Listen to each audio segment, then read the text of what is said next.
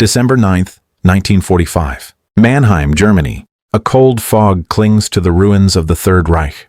The war is over. The shooting has stopped. Or so the world thinks. A heavy 1938 Cadillac Model 75 limousine cruises down a straight stretch of road. Inside sits the most feared commander in the Allied arsenal, General George S. Patton. He looks out the window. He sees the wreckage of a continent. He is restless. Patton was built for war. He was not built for the silence of peace.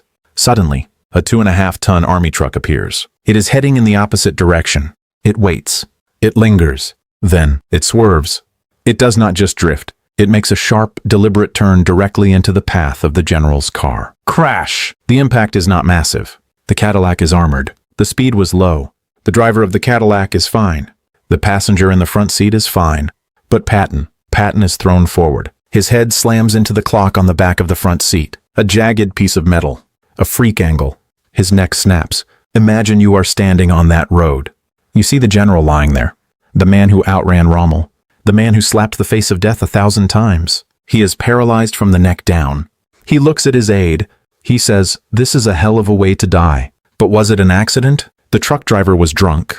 The truck driver disappeared. The official reports vanished. You have to ask yourself, why did the most successful general in American history end up in a ditch while the world celebrated? The answer is not in the wreckage. The answer is in the secrets he was about to tell. Patton was not just a soldier. He was a liability. And in the world of high-stakes shadows, liabilities are removed. Let's go back. It is 1944, the Battle of the Bulge. Patton does the impossible. He turns an entire army 90 degrees in the middle of a blizzard. He rescues Bastogne.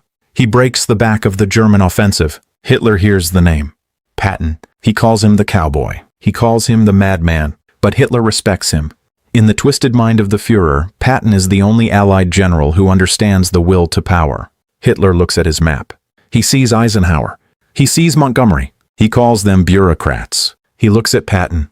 He sees a predator.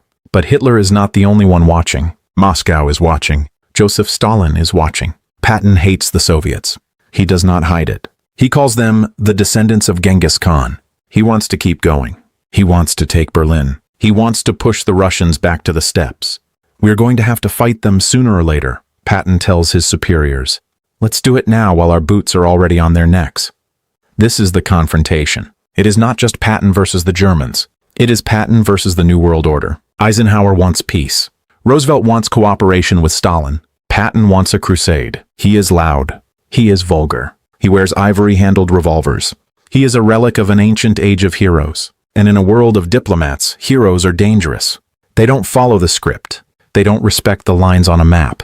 Imagine the tension in the room. Eisenhower tells him to stop. Patton tells him to lead. The collision was inevitable. Long before the truck hit the Cadillac, the political wheels were already grinding. The war ends in May 1945. Patton is named military governor of Bavaria. He is supposed to denazify the region. But Patton sees a problem. The Nazis ran the power plants. They ran the water. They ran the police. If he fires them all, the people starve. If they starve, they turn to communism. Patton keeps the Nazis in their jobs. The press goes wild. The politicians in Washington scream. But Patton has a deeper struggle. He has seen the secret files. He knows about the massacres. He knows about the camps. But he also knows what is coming from the east. He sees the Red Army looting. He sees the Soviet secret police, the NKVD, disappearing people in the night. He writes in his diary, "The difficulty in understanding the Russian is that we do not take cognizance of the fact that he is not a European, but an Oriental, and therefore thinks deviously." These are not the words of a diplomat. These are the words of a man who is ready to start World War III. Washington is terrified. If Patton talks, if Patton uses his fame to turn the American public against Stalin, the alliance collapses. The orders come down. Silence him. But you cannot silence George S. Patton. You cannot fire the man who saved the world. You have to break him. They take away his beloved Third Army. They give him a paper-shuffling job. He is miserable. He decides to quit. He tells his friends, "I am going home. And when I get there, I am going to tell the truth about what is happening here." He was scheduled to leave Germany on December 10th, 1945. He was killed on December 9th. The timing is too perfect. Did the orders come from the Kremlin, or did they come from closer to home? Think about the moral gray area. If you are a leader, and one man's mouth could start a war that kills millions, do you stop him? Do Do you kill one hero to save a generation? That is the shadow Patton lived in. Patton does not die at the scene. He lingers in a hospital for 12 days. He is getting better. The doctors are hopeful. He is talking. He is planning his return to the States. Then, suddenly, a pulmonary embolism, a blood clot.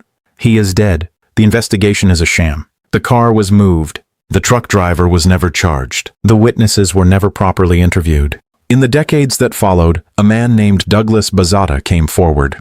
Bazata was a sharpshooter for the OSS, the precursor to the CIA. He claimed he was given an order. Kill Patton.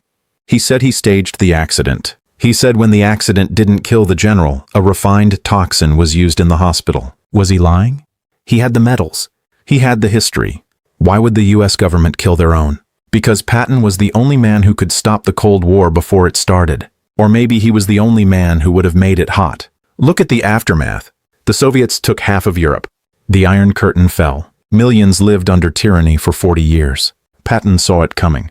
He shouted it from the rooftops. And then he was silenced. The files on his death remain classified in many sectors, missing in others. If it was just an accident, why the secrecy? If it was just a truck, why did the driver vanish into the shadows of history? George S. Patton is buried in Luxembourg. He lies with his men, the old blood and guts finally at rest. He is a legend. He is a movie. He is a quote on a t-shirt, but he is also a warning. He represents the moment the West had to choose. Do we fight for what is right, or do we compromise for what is easy? We chose the easy path.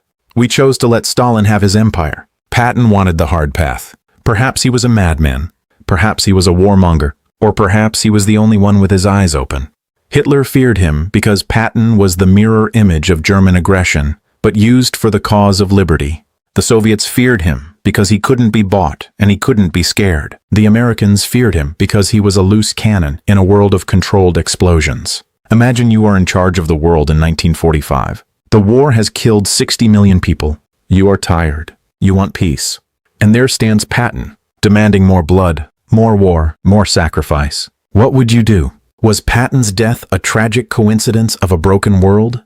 Or was it the first assassination of the Cold War? The truth is buried in the soil of Germany, but the consequences are written in the history of the 20th century. If Patton had lived and returned to America to tell his story, would the Cold War have ever happened, or would he have dragged us into a nuclear nightmare with the Soviets?